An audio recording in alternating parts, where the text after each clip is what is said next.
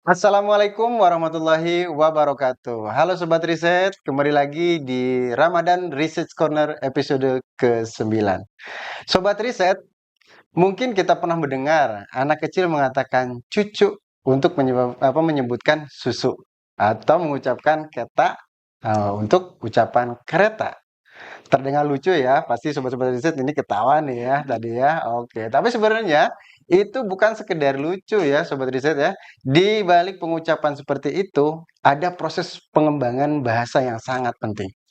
Hari ini kita akan membahas mengapa kemampuan fonologis anak usia 4, 5, dan 6 tahun perlu dikembangkan dengan serius bersama Ibu Dr. Anggia Suci Pratiwi. Assalamualaikum Ibu Dr. Anggi. Waalaikumsalam warahmatullahi wabarakatuh. Kumaha damang Ibu. Alhamdulillah. Alhamdulillah. Terima kasih Ibu Dr. Anggia sudah menyempatkan waktu di waktu sibuknya ini ya. Luar biasa beliau sebagai Ketua LP3M Universitas Muhammadiyah Tasikmalaya yang begitu padat tapi masih bisa hadir pada kesempatan kali ini. Terima kasih Ibu sekali lagi. Oke, Ibu, terkait tentang riset Ibu tadi nih, Bu ya.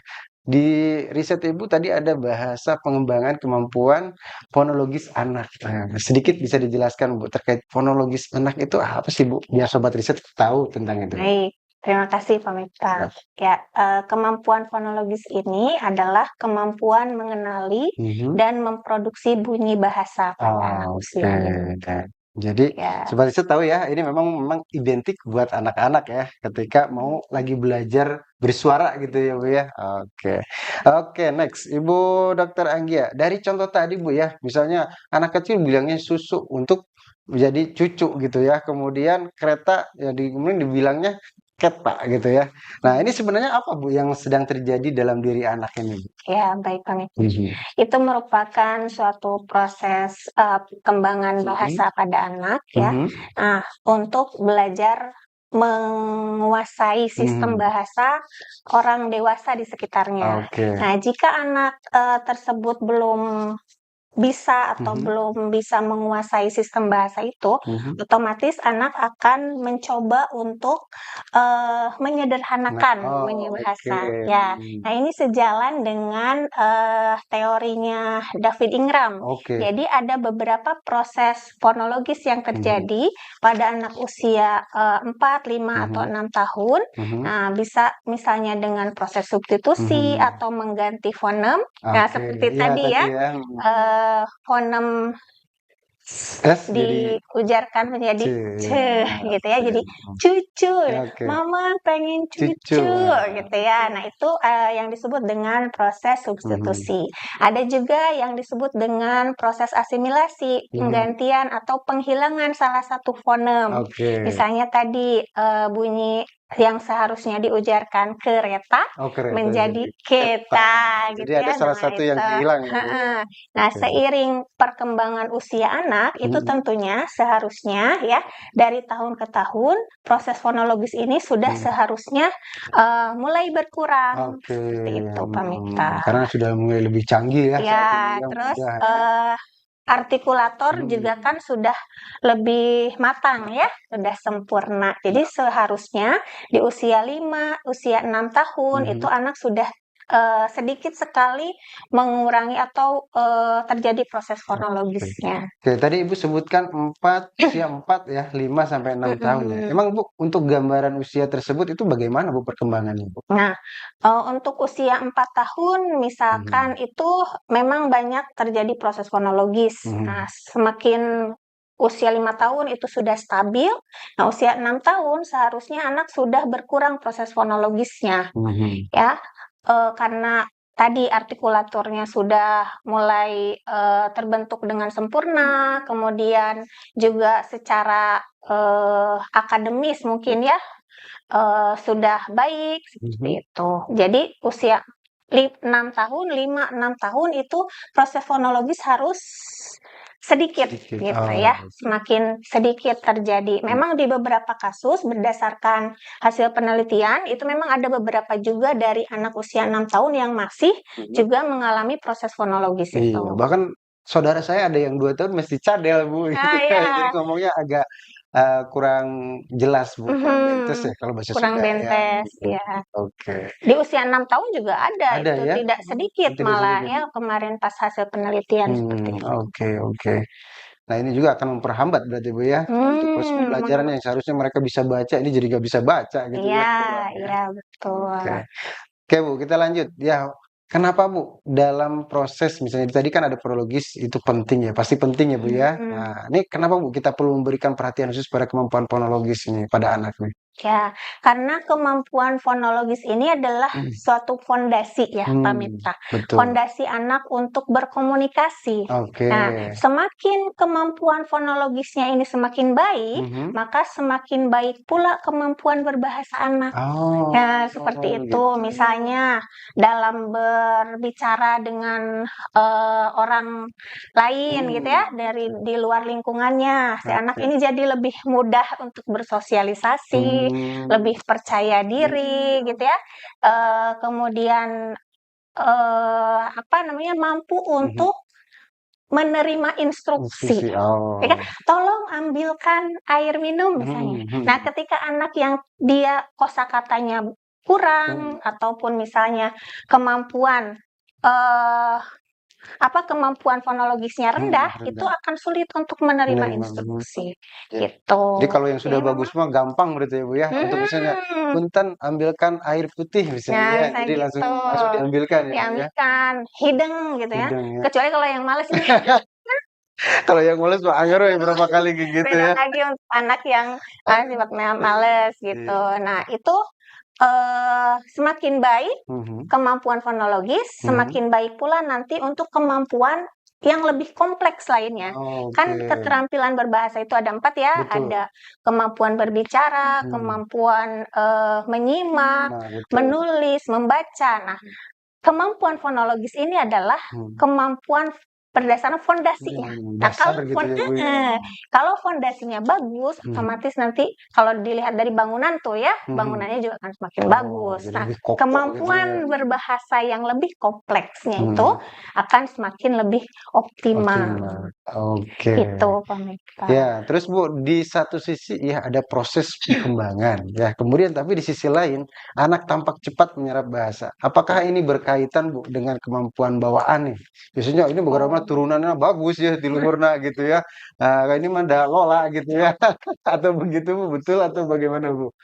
Iya, memang ya Pak Miftah, bahwa Tuhan itu sudah menciptakan otak manusia ini berkapling-kapling ya, ada kapling-kaplingnya kan ya. Betul. Nah, salah satu kaplingnya itu adalah terdiri dari yang disebut dengan language acquisition device atau piranti bahasa. Ya, jadi alat untuk memperoleh bahasa. Nah, bawaannya sudah ada tuh oleh Allah Subhanahu wa taala, diberkahi tuh manusia, ada yang disebut LED ini. Nah, tapi kalau misalnya LED ini tidak dioptimalkan, misalnya tidak ada stimulasi dari lingkungan sekitar, ya tidak akan bertumbuh dengan optimal. Jadi tetap walaupun ada pirantinya, ada alatnya gitu ya, sudah tersedia, tapi tidak dioptimalkan, tidak distimulasi oleh lingkungan sekitar, ya tidak akan berkembang dengan baik juga. Seperti Nah, itu. Sobat Riset kedengaran ya. Tadi Dr. Anggi sudah menjelaskan begitu detail ya terkait tentang fonologis yang Jadi sangat ada, penting ya. misalnya gini, anak atau bayi usia 0 sampai 2 tahun, menurut Pak Miftah itu sudah berbahasa belum? Masih saat kayaknya Bu. Ya, kalau masih begitu masih ya mungkin ada dikit-dikit tapi ya 0 sampai 2 tahun. Nah, ya oke. Tapi jangan dikira Pak Miftah bayi usia 0 sampai 2 tahun itu hanya tidur terus menangis, ya, kayak ingin sesuatu menangis. Gitu. Nah, memang bahasa bayi harusnya udah lebih dari itu berarti harusnya. Nah, bukan. Maksudnya gini. Gimana? Jadi lingkungan bahasanya atau lingkungan di sekitarnya harus menstimulasi gitu. Jadi sebenarnya bayi usia 0 sampai 2 tahun itu seperti spons. Dia menyerap berbagai macam informasi yang ada di lingkungannya. Jadi ketika lingkungan itu memberikan stimulasi yang baik, lingkungan bahasanya yang baik, tentu nanti yang dihasilkan pun akan baik juga. Misalnya Pamita pernah melihat anak usia 3 sampai 4 tahun, dia lebih cakap berbicara dibanding gitu ya, teman sebayanya. betul. Pernah. Nah, berarti bisa jadi itu stimulasi yang diberikan lingkungannya, orang tuanya bagus ya, Bu. bagus saat usia 0 sampai 2 tahun itu. Sehingga di usia 3 sampai 4 tahun ke atas, dia ada yang disebut dengan lonjakan. Gitu, ledakan bahasa. Pasti itu banyak. Semakin banyak yang diserap, semakin banyak juga nanti yang diproduksi di usia 3, 4, dan 5 tahun. Iya, karena kan kalau anak kecil biasanya apa yang didengar itu langsung diserap ya, karena linguistik ya, bahasanya. Oke, Bu Dokter Anggi, apakah selama ini stimulasi ini atau stimulasi fonologis ini sudah menjadi perhatian utama atau belum ya saat ini di kita ini, menurut Ibu? Ya, karena kemampuan fonologis ini merupakan fondasi, seharusnya atau sebaiknya memang sudah diperkuat di jenjang sebelum masuk ke pembelajaran atau akademis formal. Jadi mungkin sebelum PAUD tuh, untuk saat PAUD itu sudah distimulasi. Misalnya dengan yang contoh sederhana saja, misalnya anak ketika akan tidur, ya tidur malam beserta dengan orang tuanya. Nah, dibacakan cerita, misalnya dengan istilah mendongeng. Iya betul. Anak saya suka kalau bisa sebelum tidur suka mendongeng gitu. Cuma yang nggak suka orang tuanya. Sebelum tidur harus ngedongeng dulu gitu ya, udah tunu gitu ya. Kalau kita bahasa Sundanya ya. Aduh. Itu adalah jadi momennya luar biasa ya. Wah, dan anak itu membentuk bonding. Nah, untuk pengembangan berbahasa juga semakin baik. Itu jangan orang amat. Iya betul. Kadang saya suka anak saya, memang dia tipikal orang yang dia suka untuk diceritain, beda dengan yang satu lagi gitu. Yang satu malah nggak suka gitu. Tapi yang satu ini dia suka. Makanya kadang, waduh, ini harus komitmennya orang tuanya gitu ya. Harus jadi tidak hanya dari anak. Harus konsisten ya setiap malam misalnya, atau kalaupun tidak setiap malam, misalnya setiap malam minggu. Jadi ada waktu yang ditunggu-tunggu oleh anak. Orang tua akan bercerita gitu untuk menceritakan dongeng. Nah, selain dengan dongeng, misalnya dengan bernyanyi dengan suku rima yang terakhirnya yang sama. Nah, contohnya apa, Mita? Apa tuh? Lagu. Rima terakhir. Saya lagu tik tik tik bunyi hujan di atas genting. Itu waktu saya kecil dong. Itu I akhirnya. Akhirnya tidak terkira. Cobalah tengok dahan dan ranting, kan I akhirnya sama dengan tadi. Pohon dan kebun basah semua. Akhirnya misalnya gitu. Nah, itu ya tepuk tangan dulu. Tepuk tangan dulu nih. Ini ada guru PGSD nih, ada pada kesempatan kali ini. Gitu, dengan bernyanyi, dengan bermain bahasa, dan itu stimulasinya banyak lah ya, yang sederhana-sederhana. Oke, keren nih Bu. Nah, jadi sobat riset ya teman-teman, mungkin apalagi teman-teman yang memiliki anak yang usianya usia dini gitu ya, ini penting sekali untuk disimak ya. Tadi paparan dari Bu Dokter Angga ini sangat memberikan manfaat untuk kita semua ya. Nah Bu, untuk anak yang mengucapkan tadi ya cucu atau untuk susu, itu bagaimana respon terbaik orang tua atau misalnya kita ya, atau misalnya sebagai guru atau apa gitu untuk mereka gitu Bu, gimana responnya Bu? Dibetulkan dengan lembut ya, tapi dengan apa ini tuh cucu. Misalnya ketika anak mengujarkan, "Ma pengen cucu." Nah, kita, adik pengen susu. Jadi kita betulkan. Tapi dengan tidak dengan membetulkan yang frontal gitu ya, tapi misalnya seperti adik pengen susu. Nah, itu dibetulkan agar si anak tahu tuh ternyata nah yang benar itu bukan cucu tapi susu. Ketika nanti udah artikulatornya udah baik, dia akan mengujarkan dengan sesuai apa yang diujarkan oleh orang dewasa. Jadi dia mengikuti ya Bu ya. Papa, aku tadi lali. Iya betul Bu, lali dari kenyataan ya Bu ya. Anak kecil. Jangan langsung tiba-tiba dibentak atau ini ya, tapi dibetulkan dengan baik gitu ya teman. Oke, Gitu, keren. Ini Miftah. luar biasa nih. Ini saya jadi ingin jadi anak-anak lagi gitu ya, disayang sama orang tua nih kayaknya Nah, ya. iya. Oke, baik Bu. Terakhir Bu, ini pesan atau misalnya untuk orang tua nih khususnya ya. Kapan orang tua atau guru perlu waspada pada anaknya? Hmm, nah, apabila misalnya dalam kurun waktu tertentu, usia 6 tahun, 7 Hmm, tahun tidak ada perubahan yang signifikan, betul. misalnya dari waktu ke waktu masih tetap sama, Sama. terjadi proses fonologi yang serupa dan Hmm. tidak menjadi lebih baik Baik gitu gitu ya. nanti kemampuan fonologisnya, maka Hmm. harus segera dikonsultasikan kepada ahli yang Oke, berarti ada kompeten treatment di khusus berarti bidangnya. ya Bu ya? Iya, misalnya ke psikolog Oke, atau misalnya ke terapis wicara. Tapi oke. jangan self diagnose ya. Misalnya, aduh Takutnya, anak saya speech delay atau anak saya. iya Nah, betul. sebelum sebelum dilakukan uji tadi gitu ya, Oke. dites dulu. Berarti memang perlu dari diagnosis yang ahlinya ya Bu ya. Ahlinya itu yang berkompeten di Nah, bidangnya. karena orang tua itu biasanya hanya membandingkan, oh anak kita udah 2 tahun, udah bisa begini, tapi orang lain Harusnya, lebih dari ini gitu ya nah, harusnya. Jadi kadang stres sendiri biasanya orang tua ya Bu iya. ya. Oke berarti ya.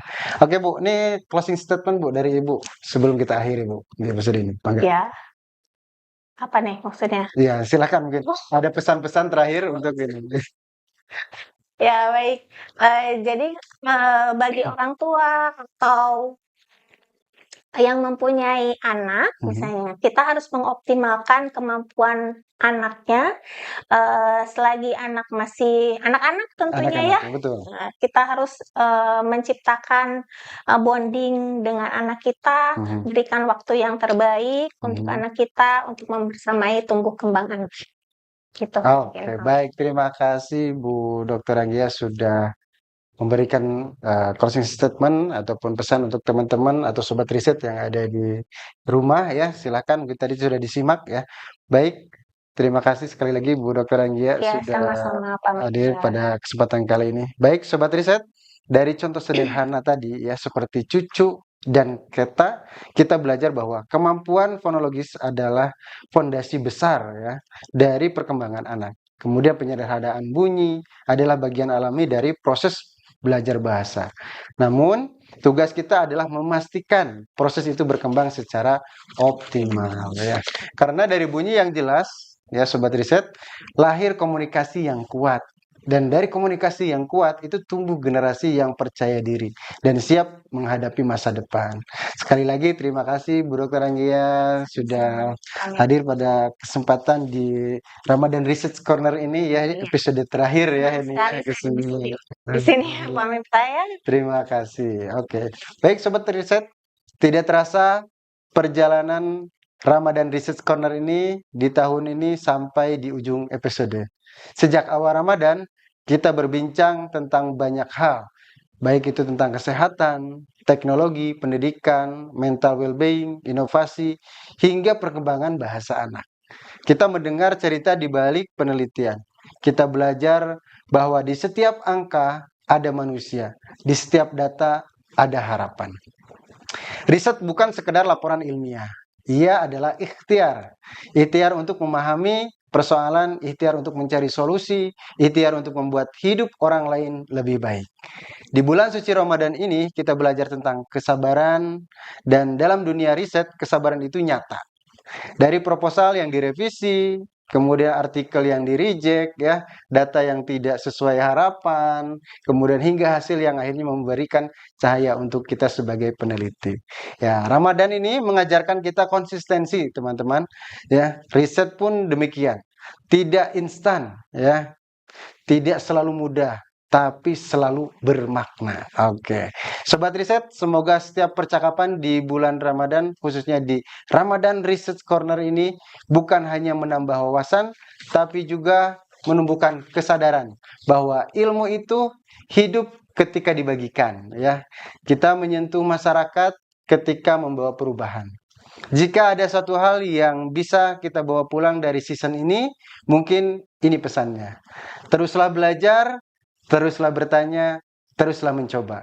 Karena perubahan besar selalu dimulai dari keberanian untuk mencari tahu. Terima kasih sudah berjalan bersama kami sepanjang Ramadan. Saya Miftahul Falah beserta seluruh kru Ramadan Research Corner pamit undur diri. Sampai ketemu di ruang diskusi berikutnya. Insya Allah dengan semangat ilmu yang tidak pernah padam, kita akan melanjutkan momen yang sangat berharga ini di bulan selanjutnya. Terima kasih, saya akhiri. Wassalamualaikum warahmatullahi wabarakatuh. Waalaikumsalam. Terima kasih. Kami segenap kru Ramadan Research Corner mengucapkan minal aidin wal faizin, mohon maaf lahir dan batin. Sampai jumpa di RRC tahun depan. Dan